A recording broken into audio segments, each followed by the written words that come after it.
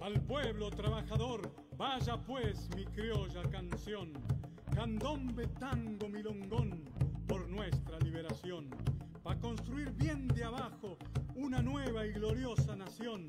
Unámonos codo con codo por un futuro mejor. Obligados a volver, no es imposible, claro que no.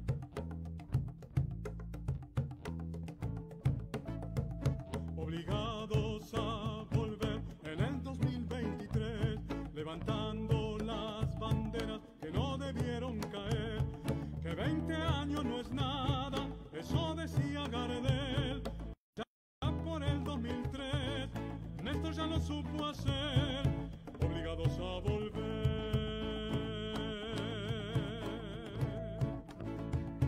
Retomemos el camino que ya conocemos bien, nada debemos temer de cara al amanecer. El pueblo nunca se raja, obligados a volver. Salud, trabajo y cultura, por supuesto educación, sin agachar la cabeza ante el fondo, no señor. Codo a codo por la patria venceremos, sí señor. Obligados a volver en el 2023.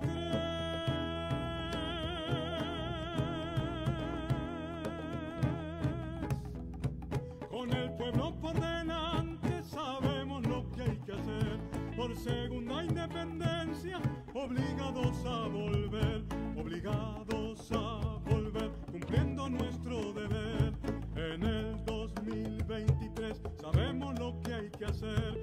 Al ritmo de este candombe, con alegría y con fe, todo el pueblo de la mano, obligados a volver, obligados a volver, obligados a volver, obligados a volver, obligados a volver, volver, a volver.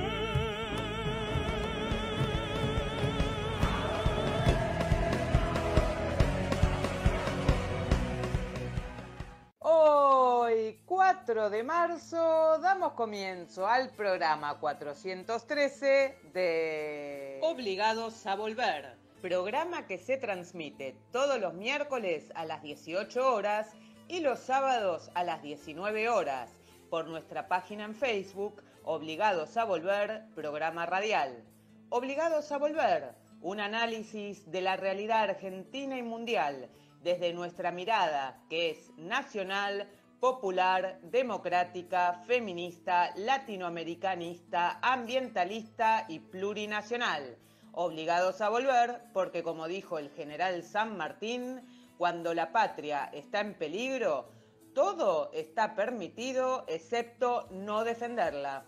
Recordando y reivindicando además nuestras consignas fundacionales: lealtad a Perón, Cristina Conducción. Dirección, Norberto Raful y consejo de columnistas y asesores. Locución, quien les habla, Irene Ring. En la operación técnica, Nicolás Rearte. A continuación, Norberto nos comentará, como suele hacerlo, el temario de nuestro programa de hoy.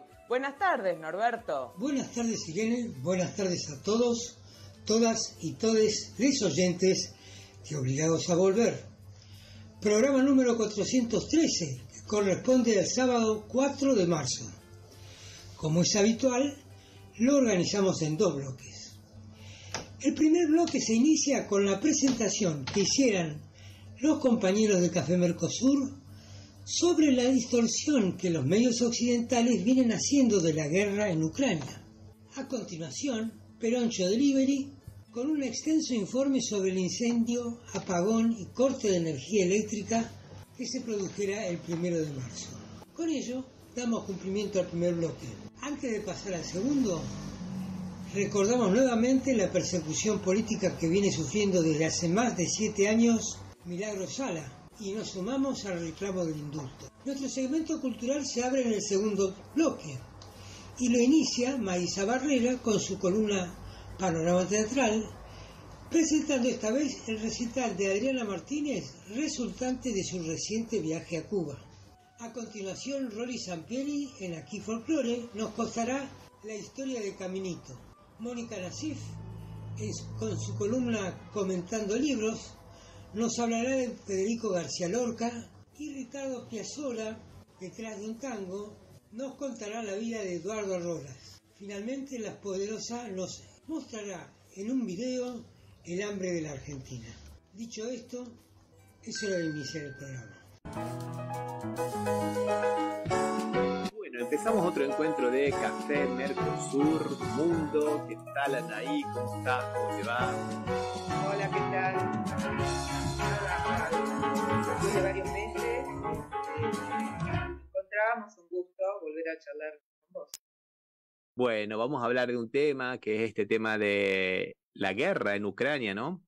Es interesante porque la prensa hegemónica habla de la guerra de Ucrania, ¿no? Y yo quiero hablar de la guerra en Ucrania porque me parece que no es una simple preposición, porque la guerra se desarrolla en Ucrania, pero nosotros podemos ver así, poniendo un poco de contexto, ¿no, Anaí? Que podemos ver prácticamente 3 niveles de esta guerra. Claro, uno es el que más se ve, ¿no? Que es el de Ucrania contra Rusia, que es donde se producen los conflictos bélicos, ¿no? Las operaciones bélicas, como así un primer análisis, digamos, un primer nivel de análisis. Pero después nosotros podemos ver, Anaí, que hay más participantes, hay más contendientes en este conflicto, ¿no? Porque por un lado está Rusia, sí, pero también está la Unión Europea y Estados Unidos, que financian esta guerra, no solamente para que compre armas, sino inclusive para que pueda mantener el presupuesto de un país normal, porque Ucrania es un país que está fallido, digamos, ¿no? Y Estados Unidos también, que le envía armas, que le envía dinero, entonces que de alguna manera participan directamente de la guerra. Y un tercer nivel que es, bueno, justamente esto que estamos hablando, ¿no? Que es parte de un conflicto mucho mayor, con muchas escaramuzas en otros lados entre Estados Unidos y China, principalmente de provocaciones diplomáticas de Estados Unidos con Taiwán, y falsas banderas, como por ejemplo cuando Estados Unidos dice que un globo aerostático espía de China tuvieron que derribarlo en Estados Unidos, y después, por ejemplo, cuando Estados Unidos dice que es altamente probable que China le envíe o le haya enviado armas a Rusia, ¿no? O sea, no tienen ninguna información, pero bueno, lo que hacen ellos es tratar de poner estas ideas de falsa bandera, de provocaciones diplomáticas, que es como comienzan las guerras, ¿no, Anaí? Sí, además, todo lo que estás diciendo lo repican a través de miles de medios en el mundo, que repiten todos, salvo algunos medios independientes, obviamente los medios norteamericanos y europeos, entre paréntesis, ya están definitivamente suspendiendo todos los medios rusos prohibidos en Europa, como Sputnik, como Russian TV. A mí me gustaría decir algo que no se conoce mucho.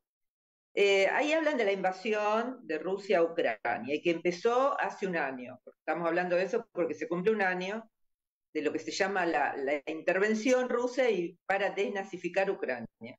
Bueno, pero en realidad esto empezó hace mucho, pero el toque, digamos, se dio en el 2014, cuando sacaron al gobierno de Víktor Yanukovych, el presidente de Ucrania, elegido constitucionalmente. ¿Qué pasó? Que hubo un grupo de mercenarios y de extrema derecha nazis, apoyados por la embajada norteamericana y por la embajadora Victoria Nuland en Kiev, y recordemos todos los sucesos tremendos que pasaron en la Plaza Maidán, y en Odessa, en donde quemaron vivos en la casa de los sindicatos a más de 40 jóvenes sindicalistas.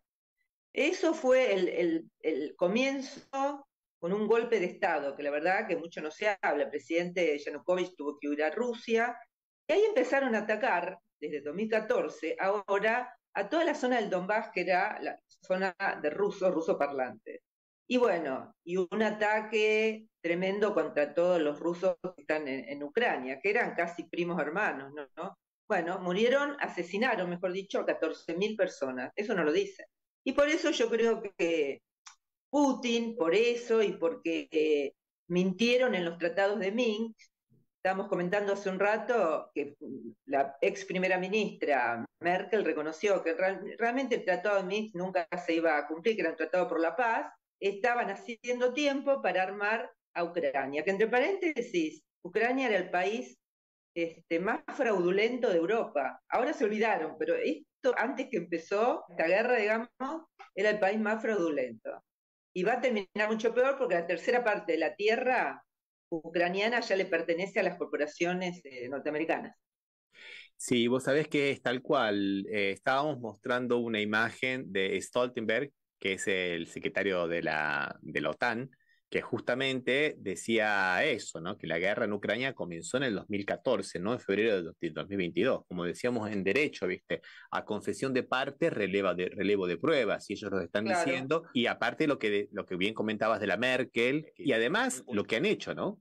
¿Quién ha armado Ucrania desde el 2014? Desde el 2014 han empezado a armar la Ucrania. O sea, esta guerra, comenzaron las deflagraciones formales con la entrada de Rusia en el territorio ucraniano. Pero como dijiste vos, números, digamos, muy conservadores de la propia ONU dicen que son 14.000. Otros hablan de 22.000 y hablan de 25.000 asesinados por estos grupos de extrema derecha, entre el más conocidos el batallón de Azov, pero no fue el peor.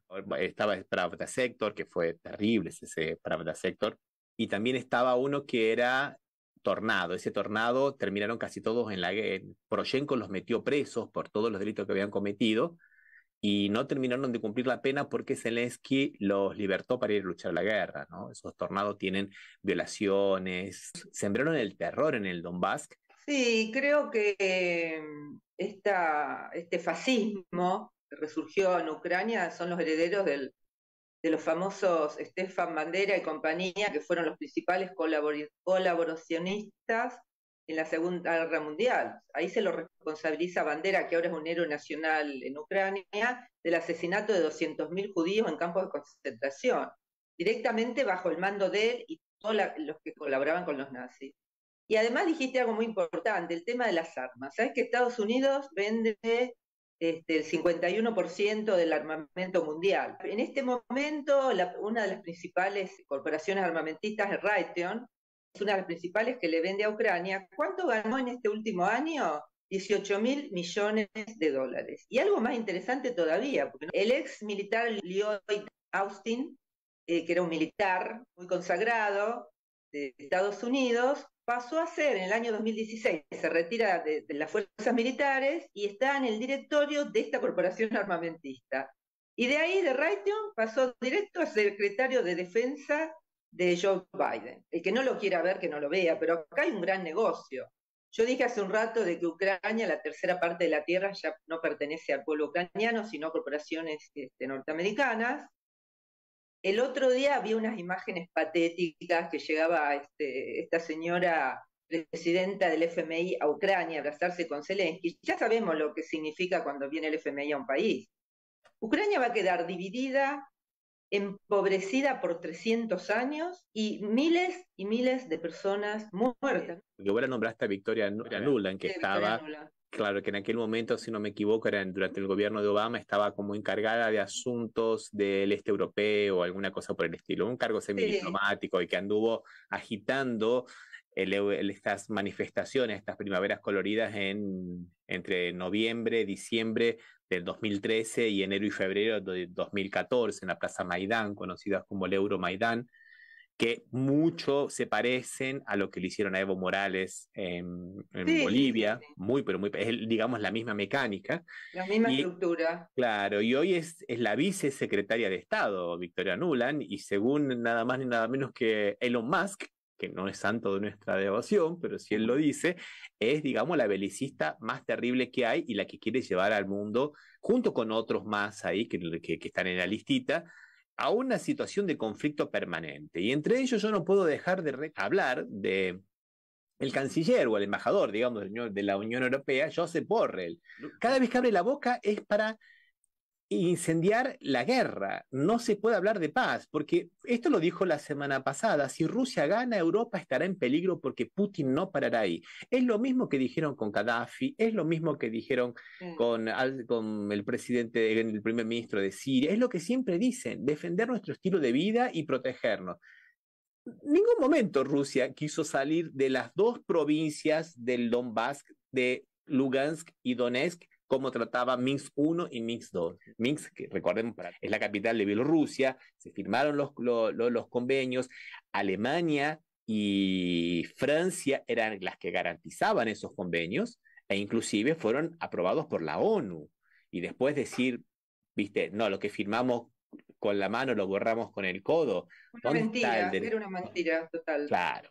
¿Dónde está el derecho internacional, visto? Hacia allá, eso... Bueno, o sea, el derecho internacional es para algunos, que cuando decís el tema de la cultura, defender nuestras costumbres, bueno, yo que vivo en Nueva York, hace más de 20 años, puedo decir que acá hay una decadencia total, que hay 40 millones de personas que les están sacando en estos días, le van a empezar a sacar la ayuda, lo llama acá cupones de comida, que hay personas que viven en la calle, que los alimentos aumentaron más de 50%, es imposible vivir con un solo trabajo. Hay 26 millones de norteamericanos que tienen 2 trabajos. Se está empezando a ver el descontento, todo el mundo habla de lo caro que están los huevos, de lo imposible que está ir a comer una hamburguesa.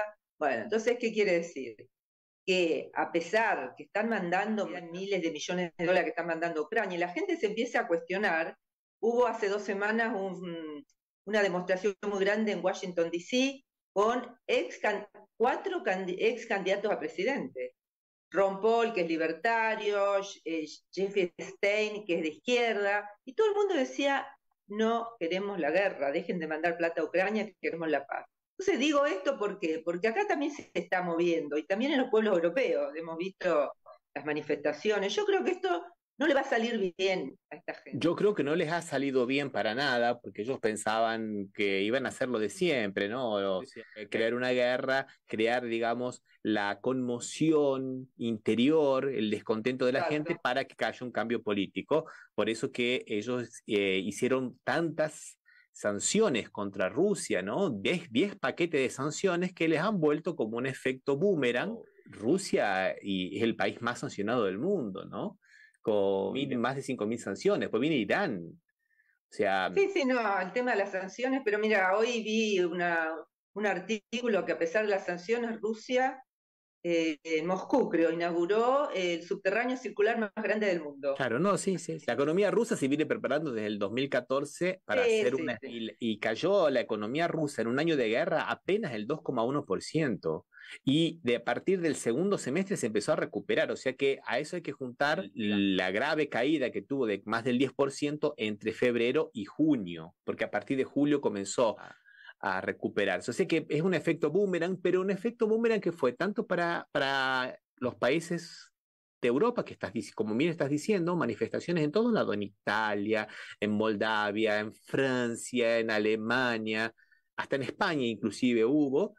Y lo que está ocurriendo en Estados Unidos, ¿no? Esto es es un chiste esto, pero me parece que es muy gráfico, ¿no? La gente en Ohio con la catástrofe que hubo ambiental con este tren que descarriló, y el presidente no escucha y le manda el dinero a Ucrania, ¿no? Y por otro lado la tenemos a la secretaria del Tesoro, a la señora Janet Yellen, diciendo que todos los contribuyentes tienen que mandarle dinero a Ucrania, ¿no? O sea, Sí, están haciendo cola acá. Y esto que vos estabas comentando, que sobre llovido mojado, ¿no? De que está tan mala la situación y los precios que suben muchísimo, y hay recortes de los subsidios del Estado, ¿no? Sí, eso es tremendo, porque acá, bueno, en este país hay 113 millones de subsidiados. O sea, la tercera parte de la población norteamericana. Cuando escuchamos en otros países que critican los subsidios, acá debe ser el primer país en el mundo. Pero aparte, por el tema de la pandemia, dieron un poco de dinero más para las familias más pobres y que tienen chicos, y ahora se la sacan. Además, las escuelas ya no hay más almuerzos ni desayunos gratuitos, y este hombre se las pasa anunciando que está mandando plata a Ucrania. Bueno, el pueblo ya está bastante enojado. Vamos a tener que seguir hablando del tema porque, digamos, es toda una cadena, ¿no es cierto? Yo te propongo que hagamos lo siguiente, Yana, y mira, hemos dado un pequeño pantallazo, hemos contextualizado, y hemos visto algunas consecuencias, pero por ahí me parece que faltan las consecuencias más importantes, que son las consecuencias geopolíticas y el nuevo reordenamiento geopolítico mundial que se ha acelerado, no es que se ha producido a partir del 24 de febrero, sino que se ha acelerado. ¿Y eso qué te parece si lo vemos en un próximo programa? Sí, yo creo que tenemos que dedicarle un próximo encuentro y hablar de eso, ¿no? Porque es realmente lo que importa. Bueno, Naí, hasta el próximo encuentro, entonces, un abrazo. Saludos. Chao.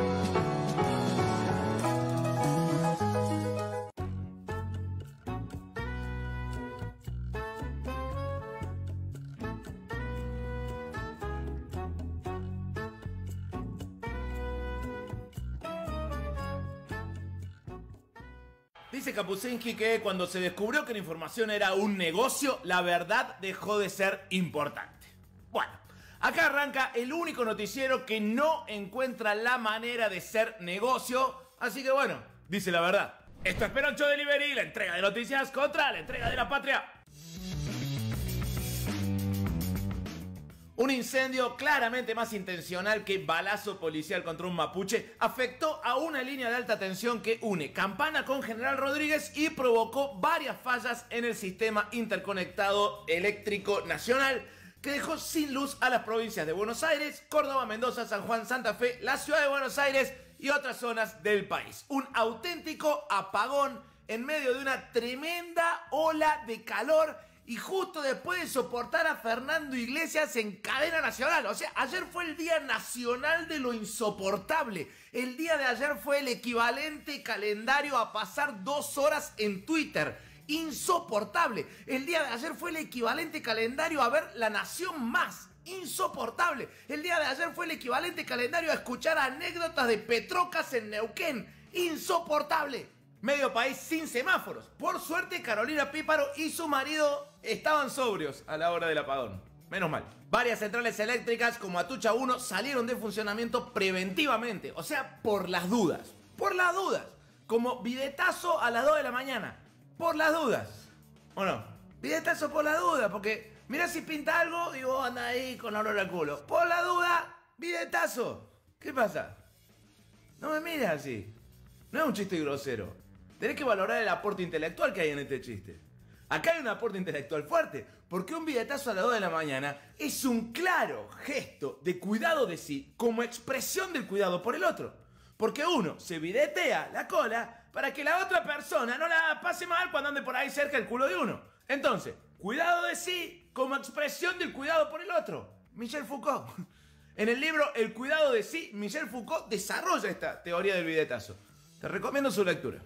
El corte duró en promedio unas 3 horas y a la noche el servicio ya había regresado a la mayoría de las zonas afectadas. Las pavas tradicionales volvían a ser guardadas. Los abanicos de cartón volvían a ser tirados a la basura. Las palanganas con agua para refrescar las patas volvían a ser, bueno, a cumplir su función de agua para el perro. Se frenó en medio país la manguereada patiera refrigerante. Los aires acondicionados que nos pudimos comprar con Néstor volvieron a hacer ese zumbido que en el idioma de ellos significa limpiame el filtro, la puta que te parió. Y todo más o menos volvió a la normalidad. El ministro de Economía, Sergio Massa, presentó una denuncia ante el juez de Campana, Adrián González Charuay, para investigar, perseguir y, en su caso, detener a los responsables de los 2 incendios que provocaron el gigantesco apagón en varias provincias. Massa cree que hubo intencionalidad en los incendios. El campo cagando a medio país. Capítulo 1000. La Nación y TN instalaron la duda sobre la seguridad de las plantas de Atucha y Embalse. O sea, aprovecharon el apagón muy rápido también. Muy rápido. Ni que hubieran sabido.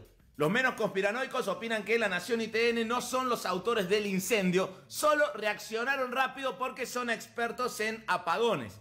Apagones informativos, pero apagones al fin. Vamos a hacer un breve repaso por los efectos del apagón en distintas provincias. En Jujuy, como consecuencia del corte de energía, le agregaron 7 años más de prisión a Milagro Sala. Sí, Morales aprovechó la falta de luz también para comprar testigos en la oscuridad. Milagro Sala lleva 2.602 días privada ilegalmente de su libertad, mientras que Pepín Rodríguez Simón lleva 814 días prófugo de la justicia que él mismo ayudó a convertir en mafia.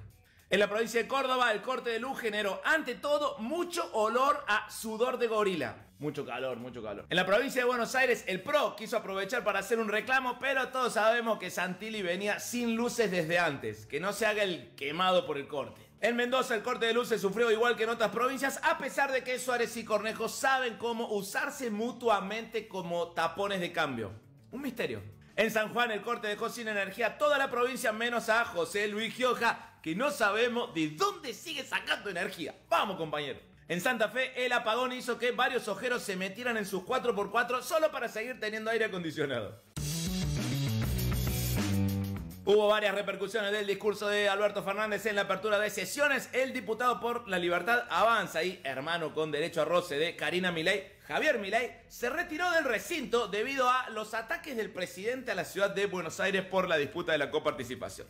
La explicación de Milei se llevó el premio a la excusa menos creativa para no agarrar la pala. O sea, mentir que te duele la cabeza es más digno, hermano. Ah, no hay que decirle hermano porque me va a querer culiar. La presidenta del PRO, Patricia Bullrich, se expresó en las redes sociales. Por suerte es la última vez que hay que escucharlo. Lo que viene será mejor. Eso escribió. Se ve que sabe que Cristina va a ser candidata. O Axel.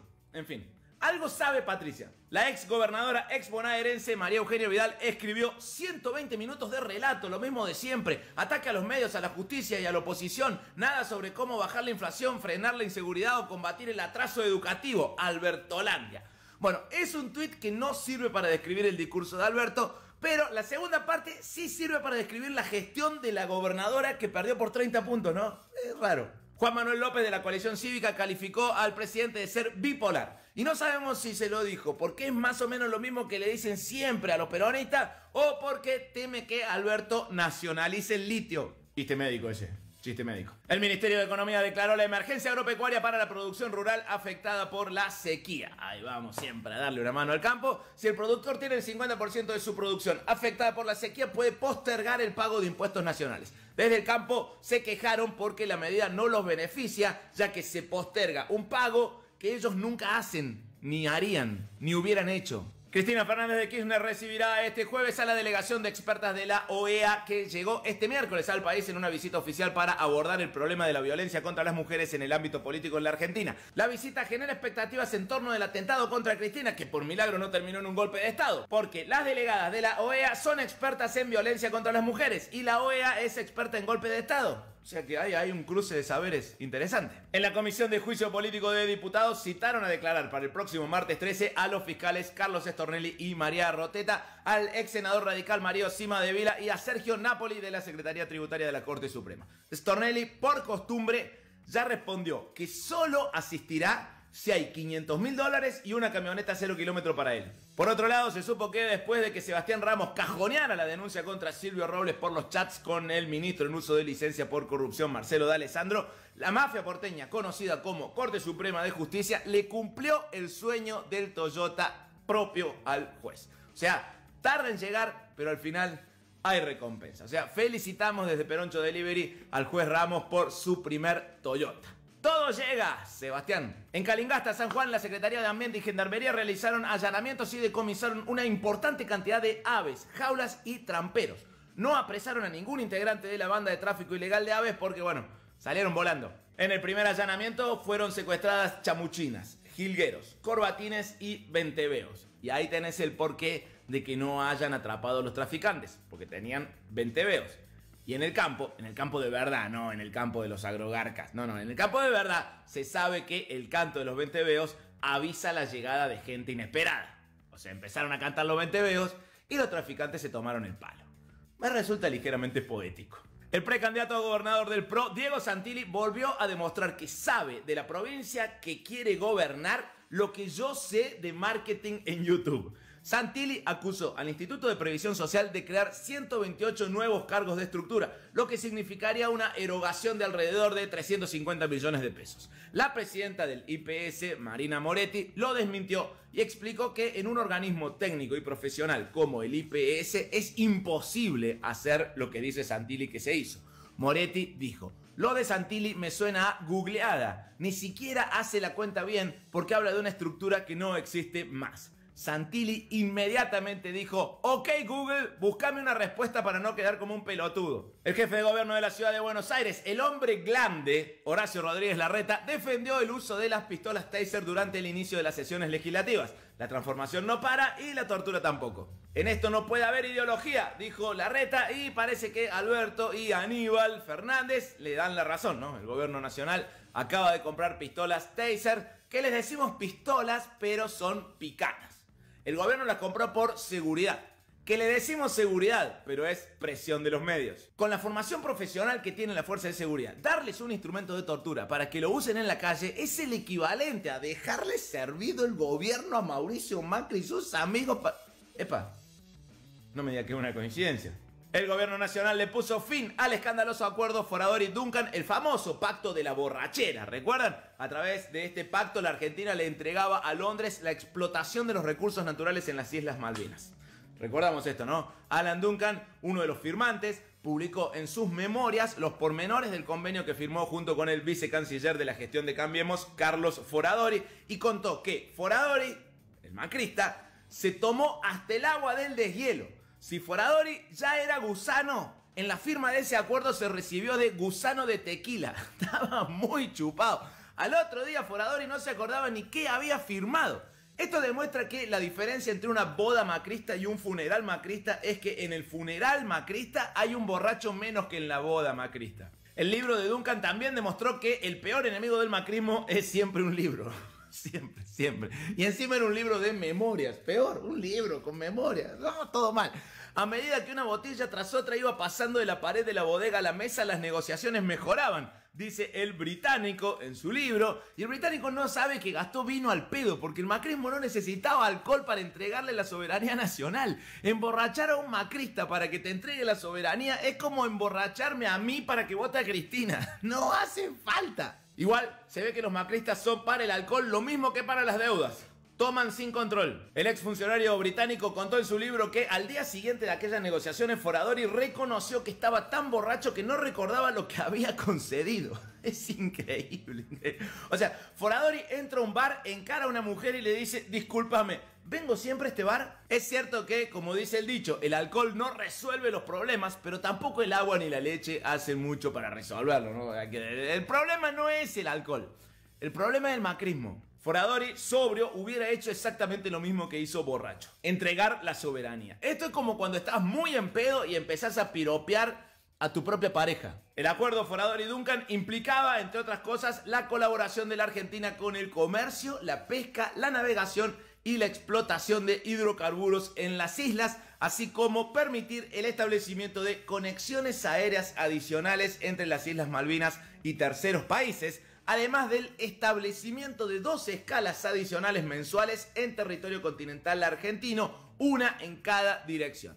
Es decir, implicaba reconocer y consolidar el colonialismo británico en el archipiélago. Foradori al otro día no se acordaba qué había firmado, pero cuando le explicaron que había entregado la soberanía nacional, dijo: uff, qué alivio, pensé que había echado moco. Ese acuerdo nefasto fue uno de los hechos más lesivos para el histórico reclamo argentino por el ejercicio de soberanía y se terminó, se acaba de terminar el reclamo de soberanía, además se fortaleció. Esta es una muy buena noticia. Igual yo no dejo de imaginarme el regreso de Foradori a la Argentina después de firmar, con Macri presidente y Macri preguntándole: ¿cómo te fue? Bien, Mauricio, hice lo que me dijiste, le chupé todo. Excelente, le chupaste la media, el culo, todo. No, le chupé todo el vino.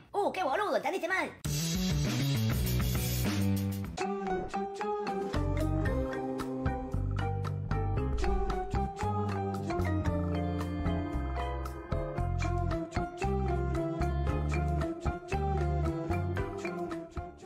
Obligados a Volver se solidariza con Milagro Sala, injustamente detenida desde enero de 2016, y con todos los demás detenidos y perseguidos por el régimen macrista y sus cómplices del sistema judicial, por la pronta liberación de los presos políticos.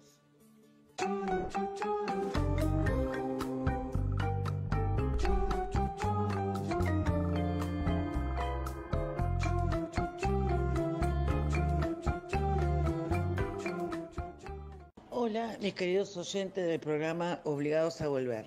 Nuevamente nos encontramos en este espacio llamado Panorama Teatral. Hoy les haré una propuesta diferente de teatro. Ya hemos compartido otras modalidades como Teatrix, teatro online, teatro unipersonal como el que les conté de Pompeyo Aurdibert, o teatro de improvisaciones, como el comentario que les hice en la última entrega. La idea es abrir todas las posibilidades de gozar el arte, en particular el teatro. Otra variante del teatro es la ópera. Este es un género teatral en el que las acciones escénicas se armonizan, se cantan y se acompañan con instrumentos, ya sea en vivo o en off. Estas representaciones tienen su origen en la inspiración en la tragedia griega. La primera ópera fue Dafne, escrita en 1597 en la ciudad de Florencia. La ópera combina el canto coral y solista, declamación, actuación y danza en un espectáculo escénico. Bueno, toda esta introducción que les hago es para contarles que hay algunos actores que incursionan en el canto, como por ejemplo Soledad Villamil, que ofrece un espectáculo intimista. Recuerdo haber ido a una de sus representaciones donde cantaba boleros y en diálogo cómplice con el público va relatando anécdotas del bolero, ya sea por su nombre, por su letra o por el autor que lo pensó. Esto es lo que quería compartirles hoy. Cuba, un espectáculo intimista donde la cantante, en este caso Adriana Martínez, junto con el guitarrista Armando de la Vega, van recreando un viaje. Un espacio cautivador y reservado, la cantante va contando su viaje hacia Cuba. Detalles únicos, reales, que transportan al espectador al recorrido imaginario. En cada relato anecdótico hace un alto y lo colorea con alguna canción. Canciones de siempre, canciones que nos conectan con algún recuerdo, con alguna historia nuestra. Una selección de canciones de autores que nos llegan al alma, como Chabuca Grande, Silvio Rodríguez, Violeta Parra, entre otros. Este espectáculo fue una inspiración para contar su experiencia de canto en Cuba y comprobar que los espíritus sensibles americanos están vivos. En sus relatos, el espectador podía sentir lo vivido, no solo por la cantante, sino lo que el público experimentó en su espectáculo. Sentí fuertemente la ligación originaria que hace a este continente americano único. Adriana Martínez es cantante, soprano, lírica de formación, psicoanalista y pintora. También productora teatral y musical. Un tanto under. Canta música popular desde 1970. En el 76 se exilia y sigue sus estudios de canto. Regresa al país en 1983, retomando su gran amor, el canto. Ella diría, canto temas de lucha, pero desde el amor. Para Adriana Martínez, cantar es parte de la resistencia, de la batalla cultural que se puede dar. Realizó numerosos conciertos en el Teatro Cervantes, en el Teatro Regio y en el de la Cooperación. Ella siempre demostró un gran compromiso con la patria grande. Por eso reúne en su repertorio un grupo de canciones de diferentes autores cercanos a su pensamiento. También quiero hacer mención de la excelente ejecución del guitarrista que la acompaña en sus presentaciones. Ella nos cuenta, fui a buscarlo en el 2012 para que me acompañara en mi primer trabajo, Exilio, y eso se transformó en años de música juntos. Se trata de Armando de la Vega, maestro guitarrista que integra diferentes grupos, como el Trío Mederos, desde 1999, o el quinteto del pianista y compositor Pablo Ziegler, desde 1984. En el 2002 participó como artista invitado en la Orquesta Sinfónica. Como verán, mis queridos oyentes, hoy les traje una exquisita y diferente forma de teatro. Y lo bueno es que ustedes pueden disfrutar de estas formas intimistas de recitado, poesía, canto y teatro en distintos lugares de Buenos Aires. Solo falta ponerse a buscar o estar atentos. En este espacio, Panorama Teatral, siempre se tratará de ofrecerles un gran abanico de posibilidades teatrales. En relación a esto, les cuento que la cantante Adriana Martínez está pensando en dar otros espectáculos de tangos y otros de cantoras, como Violeta Parra. Prometo contárselos con tiempo para que puedan presenciar alguna de estas excelentes actuaciones. Bueno, los dejo y como les digo siempre, vayan al teatro porque nos conecta, nos hace reflexionar y nos engrandece el alma, nos sana. Hasta la próxima entrega. Que estén bien. Chau, chau.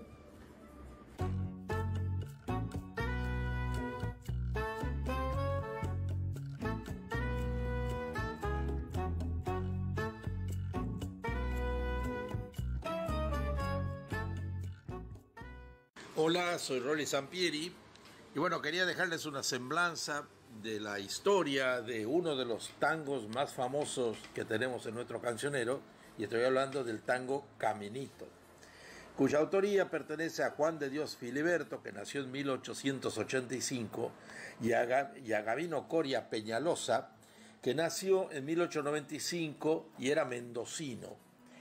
Esta sociedad musical tan prolífica nació allá por el año 1919 de la mano de Quinquela Martín, quien los presentó, y ahí mismo arrancó con una serie de tangos que tenían una característica. En esa saga tan extensa usaban el diminutivo, y así nació el Pañuelito, que fue el primer tango que hicieron, también el Besito, una samba que llamaba la Tacuarita, y también obviamente Caminito, que paradójicamente no solo fue el último tema que hicieron juntos, sino que significó la ruptura de esta sociedad musical. Al único tango que no le pudieron poner el diminutivo fue al tango La Vuelta de Rocha de 1924.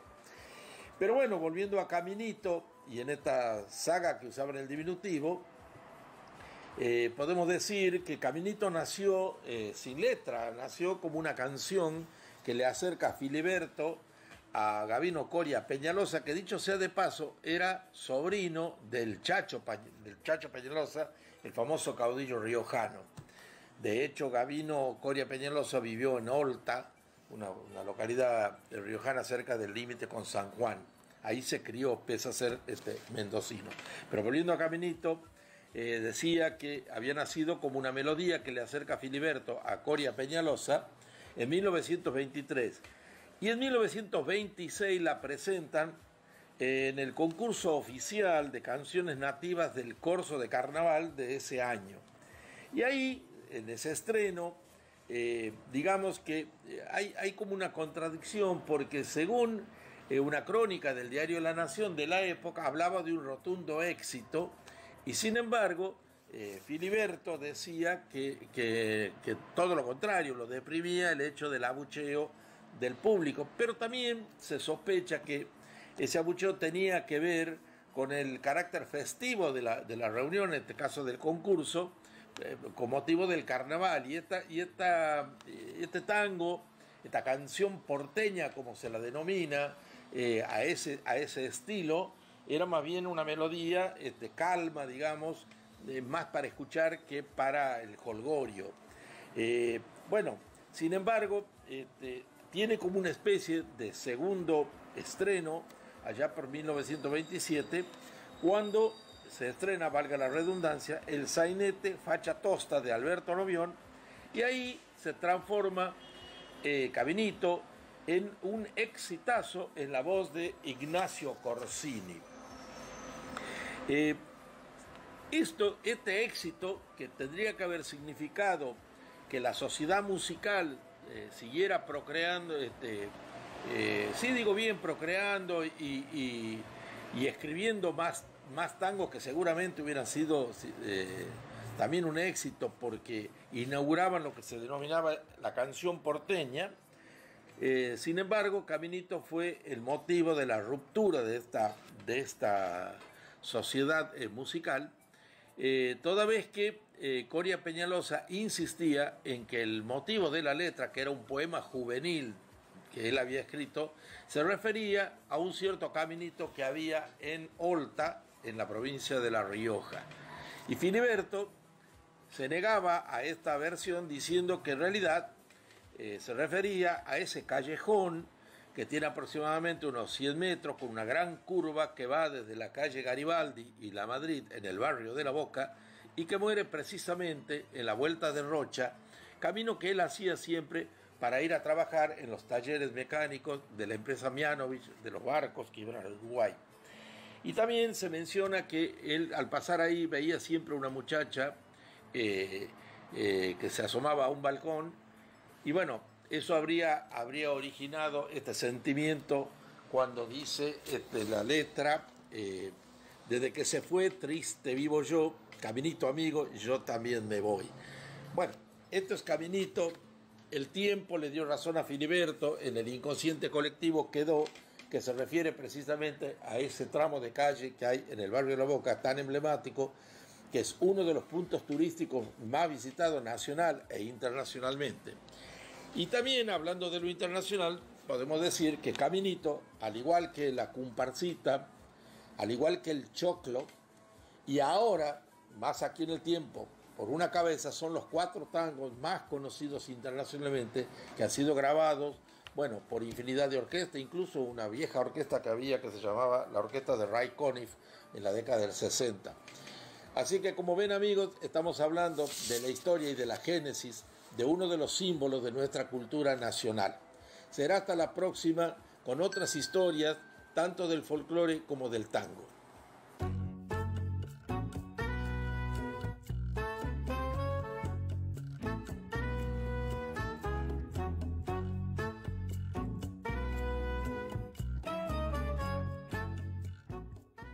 Buenas tardes a todos. Bueno, hoy vamos a hablar de un clásico. Hace bastantes encuentros que no tomamos a los clásicos, pero hoy un clásico de la dramaturgia. Un autor exquisito, un autor que traspasa los límites del tiempo, y este es Federico García Lorca, un poeta y dramaturgo y prosista andaluz, precisamente nacido en Granada en 1898 y asesinado en Biznar en 1933, víctima de la represión franquista. Muy próximos al Día de la Mujer, voy a referirme a su trilogía trágica y femenina, Yerma, Bodas de Sangre y La Casa de Bernarda Alba. Las 3 obras tienen como denominador común a la mujer prisionera, a la mujer sometida a las convenciones de la época, y esto mismo desata la tragedia más angustiante y de todas, ¿no? Es la falta de libertad. La mujer se ve cercada, se ve limitada solamente por las convenciones que le dicta su entorno. En el caso de, por ejemplo, Yerma, el ser madre, en la casa de Bernarda Alba, guardar un duelo por un tiempo extremadamente largo y verse limitada a no tener ningún tipo de relación en el exterior, y Bodas de Sangre, a un matrimonio forzado, que finalmente esa obligación a casarse con alguien también termina en una trágica muerte. La mujer entonces vive aislada y presa de un destino impuesto, que es el matrimonio y la maternidad. Esto conlleva a una rebelión interior que se exterioriza y que desemboca en la muerte y en la desolación. Yo los invito a que lean cualquiera de las 3. Todas las obras de Lorca son bellísimas. Es un gran poeta, sobre todo poeta, porque sabe interpretar esas fuerzas invisibles del ser humano y sabe manifestarlas y expresarlas en un lenguaje realmente conmovedor y bellísimo, que conmueve. También empleando palabras que no son complejas, pero la construcción es lo que nos hace sentir cerca, ¿no? La construcción de esa frase. Y estas obras de teatro que yo he mencionado tienen eso, porque Lorca es, en mi opinión, en primer lugar, un poeta. Es un gran poeta, con un manejo de lenguaje, ya les digo, exquisito, es el poeta que más influyó en el siglo XX y participa de este grupo de poetas que se reunieron bajo el nombre de la Generación del 27, junto con Antonio Machado, con Alberdi, etc. Yo los invito a que lean cualquiera de las tres obras. En mi opinión, la más parca, digamos, en ese trabajo poético, no la menos rica, es La casa de Bernarda Alba. Yo tuve oportunidad de verla no hace mucho tiempo, verla en el teatro también es conmovedora, pero lo que se disfruta es el texto. El texto es lo que se disfruta mayormente, en cualquiera de las tres. Yerma también pude verla en el teatro, me falta Bodas de Sangre, pero lo que les aconsejo es que la lean primero, lean cualquiera de las tres. Ustedes van a ver, van a degustar el texto, van a degustar la poesía, van a degustar esa interpretación finísima y profunda que Lorca hace de los personajes a través de ese lenguaje poético. Bueno, hoy fue de teatro, los invito realmente a que indaguen en este poeta, indaguen en sus textos dramáticos y también indaguen en sus textos poéticos. Realmente es mayúsculo, es un poeta muy, muy importante en cuanto a su clasicismo, ¿no? El clasicismo, con esto quiero decir, en su paso a través del tiempo no envejece, siempre tiene algo que decir, así que los invito a que lo lean y a que lo disfruten. Lean, acuérdense, leer abre las cabezas. Mi nombre es Mónica Nasif y los encuentro en el próximo sábado. Buenas tardes.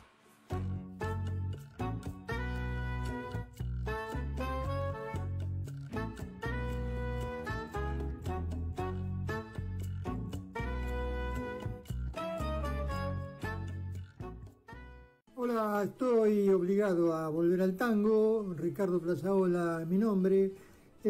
Obligado a volver a recordar a un grande del tango, Eduardo Arolas, primeramente llamado Lorenzo Arola. Su familia venía de Francia, de Perpiñán. Bueno, Eduardito Arolas, el tigre del bandoneón, así se lo conoció. Dicen de él que fue el más grande. Yo no sé si esto es cierto, quién lo sabrá, por otra parte. Dicen que fue el que anticipó, el que se adelantó a la época, el que fijó parámetros. Dicen que facilitó la tarea al resto de los que vinieron atrás, ¿no? Por ejemplo, Julito De Caro, Agustín Bardi, y ahí nomás pegados, Troilo, D'Arienzo, Pugliese, etc. Bueno, los Arola, en principio sin la S, franceses, había un hermano mayor, José, sabio con la guitarra. Se instalaron en la calle Salta, si mal no recuerdo, en el barrio de Barracas, y muy cerca, en la estación Sola, colocaron un almacén, los padres de los hermanitos Arola.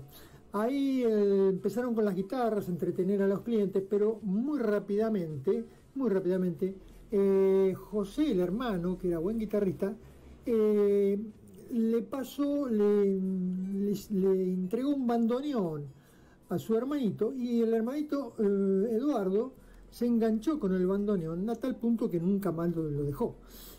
Tomó muy pocas clases. Luego, mucho tiempo después, tomó 3 años de clases cuando se enteró de qué se trataba. También fue Eduardo, el tigre del bandoneón, también fue dibujante, pero sobre todo fue un vago del barrio, un vago de la noche, andaba por los boliches, ya tenía sus mangos.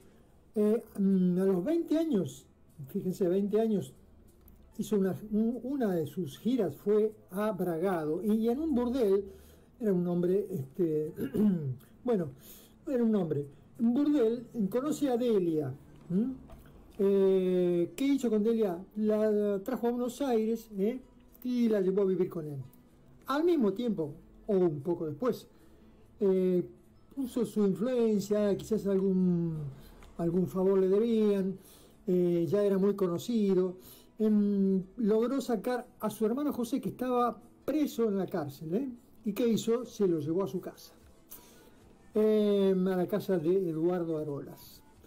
Dije que era amigo de los franceses, sí, de la embajada, sobre todo tenía muchos amigos en la embajada, y amigo de las francesas, por supuesto. Recordemos que fue autor de El Marne, un enorme tango, un maravilloso tango, a propósito de la batalla del Marne, que se estaba produciendo en esos años, en la guerra, digo, la batalla fue entre Alemania y Francia, y duró, no sé si años, pero sí meses. Viaja a París muchas veces y Europa, y a su regreso, Eduardo Arolas se encuentra con que el hermano y Delia, su mujer, tienen relaciones. ¿Qué pasó? Noche fatal. ¿Qué hizo? Se va a Montevideo, se va a París, etcétera. Trata de no volver a Buenos Aires. Sin embargo, para colmo, digamos, en Montevideo, una noche, quizás pasado de alcohol, porque ya había caído en el alcohol, atropella a un chiquito y lo mata. Escapa de Montevideo, la verdad, escapa ayudado por algunos amigos, y ya definitivamente quebrado el hombre, se refugia en París. Como grandes obras de este muchacho, hay muchas. Yo recuerdo siempre Comme il faut, hay una versión maravillosa de Carlos Di Sarli, si ustedes la quieren ver, escuchar, es genial, es música clásica. Comme il faut, dije, Derecho Viejo, por ejemplo, La Cachila, el propio Marne tiene una versión muy interesante de Aníbal Troilo. Así que este fue el grandísimo genio que murió muy, muy joven. La verdad, no se sabe si nació antes de tiempo o murió demasiado pronto, o las dos cosas. Fue amigo, entre otros, miren qué casualidad, qué cosa del destino, de Agustín Bardi, uno de los genios del tango, que elevaron la calidad del tango. Bueno, Agustín Bardi, ¿quién era? Era un gerente de una empresa, donde hizo toda su carrera, desde cadete o desde empleado raso hasta ser gerente de la empresa. Agustín Bardi fue esposo, jefe de familia, tuvo hijos, se dedicó a la música, a la enseñanza, y Agustín Bardi jamás conoció un cabaret. Sin embargo, fue gran amigo de el tigre del bandoneón, Eduardo Arolas. Hasta la próxima.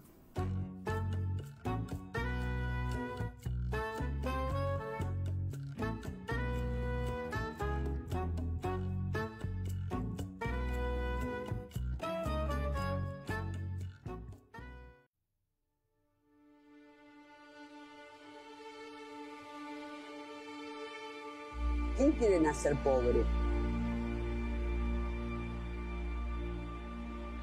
¿Quién pensaría que alguien quiere nacer en pobreza? Cuando no tenés para comer, cuando tu familia no tiene para comer, es muy angustiante.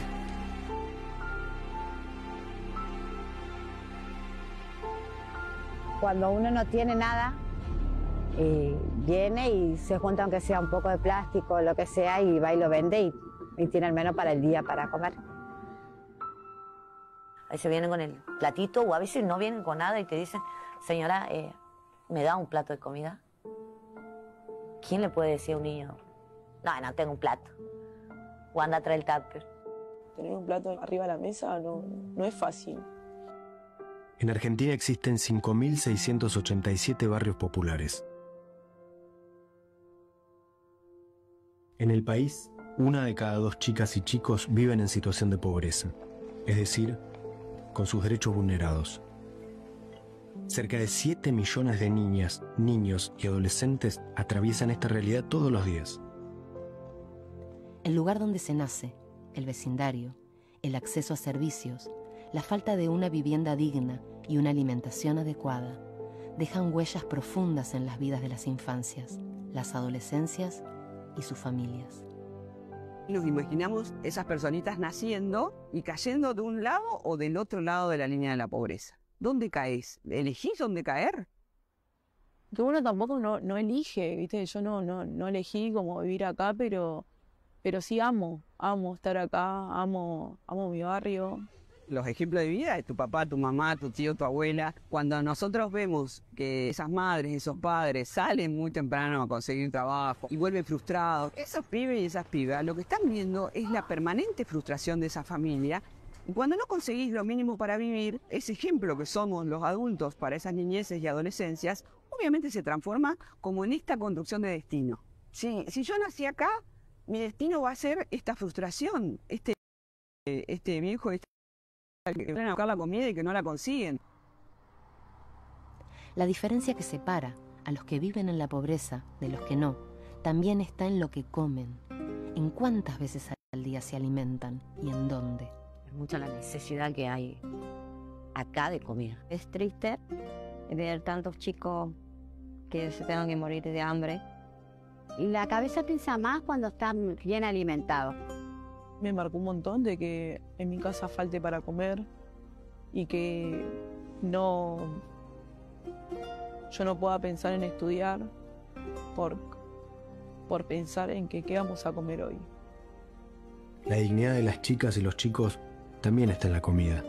Más de 1 millón de niñas, niños y adolescentes en la Argentina se saltea al menos una de las comidas diarias, ya sea el desayuno, el almuerzo, la merienda o la cena. No queremos tener comedores y merenderos, pero son absolutamente necesarios en medio de tanta crisis. En los barrios, las redes comunitarias son la primera mano que se extiende, el primer eslabón que reacciona y se activa. Ahora tenemos 584 personas que vienen a buscar la comida. Damos viandas a 904 personas, donde nos queda una lista de espera de 262 personas más.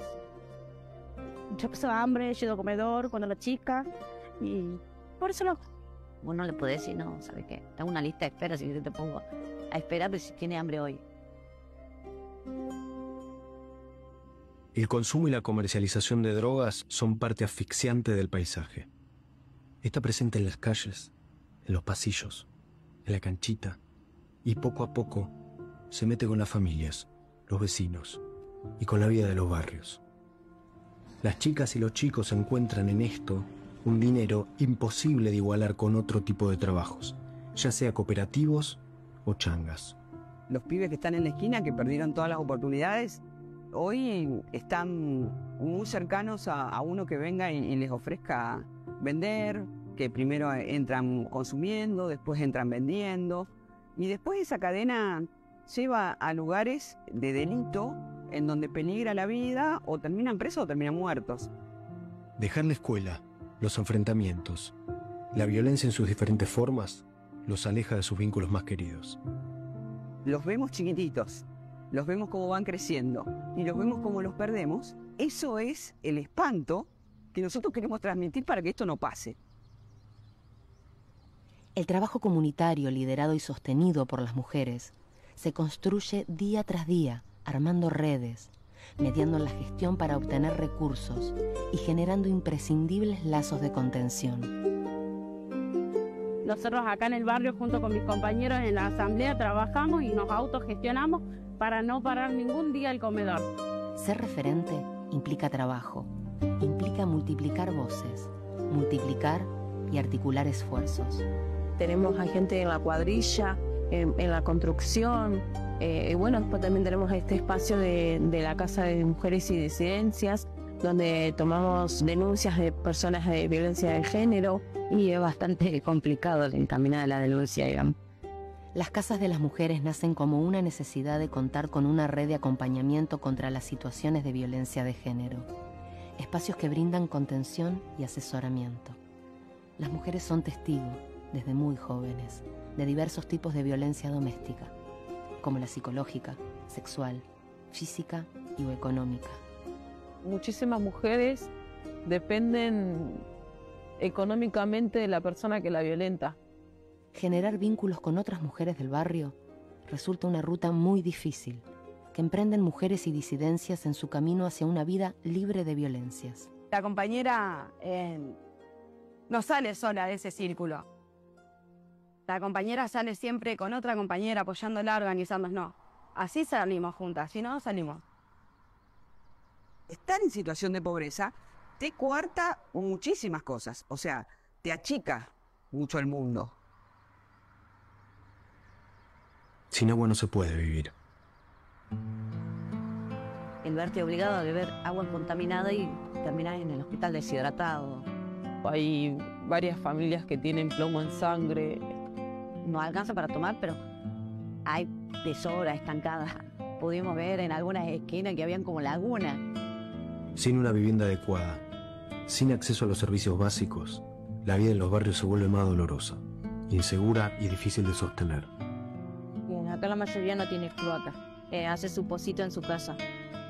La cloaca es rebalsada, los pasillos angostos, la falta de urbanización en el barrio. Esta es un desagüe cloacal y desemboca todo en nuestro barrio. Y esto hace que en los días de lluvia, de mucha lluvia, esto se resbalsa, se inunde el barrio con agua servida. En la mayoría de los barrios, las conexiones eléctricas precarias y los cortes de luz son frecuentes. Sufrir algún tipo de incendio por el servicio eléctrico o por la quema de basura para calefaccionar o cocinar en sus hogares es parte de la realidad cotidiana. A veces el fuego lo hace con madera, pero también le echan plástico y todo eso conlleva a que tengan, por ejemplo, los niños problemas respiratorios. Y también a veces para calentarse meten el fuego adentro y eso también ha ocasionado muchísimos incendios en sus viviendas. Esto del cableado eléctrico hace que muera gente. De hecho, en la Manzana 2 murió Gilda sacando agua podrida de su casa y murió electrocutada. Son ellas, las mujeres de las barriadas, las que tejen vínculos de cercanía, pero a su vez gozan de escaso o nulo reconocimiento económico y de derechos. Somos trabajadores, ¿no? Trabajadores sociocomunitarios, pero acá, por el Estado, por el gobierno, nosotros no somos reconocidos. Nosotros trabajamos trabajo de cuidado dentro de nuestras casas, que es el sostén de limpiar, lavar, cocinar. El trabajo fuera de la casa, que tiene que ver con aquellas mujeres o disidencias que pueden tener o limpiando casas en la casa de otras familias, o salir a changuear, la venta ambulante, trabajar en algunos negocios que también son negocios por lo general informales. Y después, la tercera jornada, la triple jornada, se concreta con el trabajo comunitario, que es ese tiempo que deja la vecina, sobre todo mujeres, también algunos vecinos, en función de sobrevivir en el barrio y llevar adelante redes de cuidado que son fundamentales. Tiene que ser reconocido, es muchísimo el laburo que venimos haciendo. Por eso tenemos que ser reconocidos. Es un montón. Este trabajo comunitario también se transforma en cooperativas. Eso también me parece que es fundamental entender. Cómo lo que hacemos cotidianamente en el barrio también lo podemos ir transformando. Por ejemplo, un comedor puede ser una roticería en otro horario.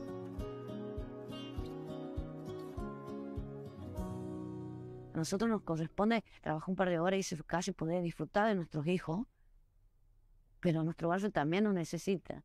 Y es el parte del todo para que nuestros hijos también estén bien, porque si no mejoro mi barrio, ¿cómo va a terminar mi hijo?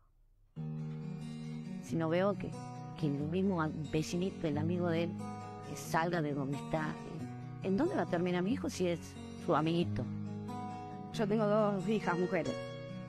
Quiero que el día de mañana ellas tengan un futuro mejor, un futuro sin violencia, un futuro sin hambre, un mundo sin hambre. Que los chicos a la edad de 5 o 6 años no estén trabajando. Que esa edad es para jugar, para soñar. Si yo tengo que pedir algo o desear algo, sería que esta olla ya no estuviese. Ojalá algún día podríamos decir que cada familia tuviera un plato de comida en la casa. Las barriadas arrastran sueños colectivos, sueños necesarios para mantenerse en pie, con fuerza, alertas. Sus voces están presentes, por quienes ya no están y por quienes más necesitan. Sus gargantas claman una vida digna, con acceso pleno a derechos, para las chicas y los chicos.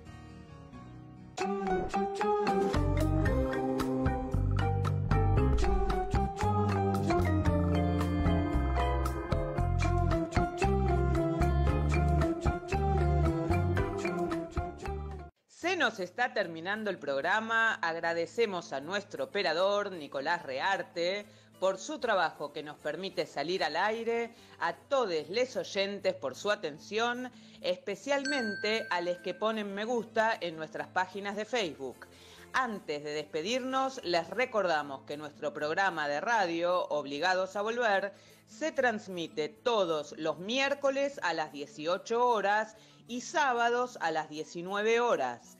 Y tenemos una nueva propuesta, la entrevista, un buceo sobre los orígenes y actividades actuales de las personalidades destacadas los martes a las 21 horas. Este fue otro programa de Obligados a Volver, emitido desde nuestra página en Facebook, Obligados a Volver, programa radial. Volvimos, pero estamos obligados a seguir militando, porque la patria sigue estando en peligro. Por eso continuaremos con nuestra tarea, siguiendo el legado del Libertador San Martín. Cuando la patria está en peligro, todo está permitido excepto no defenderla. Recordando y reivindicando nuestras consignas fundacionales. Lealtad a Perón, Cristina Conducción.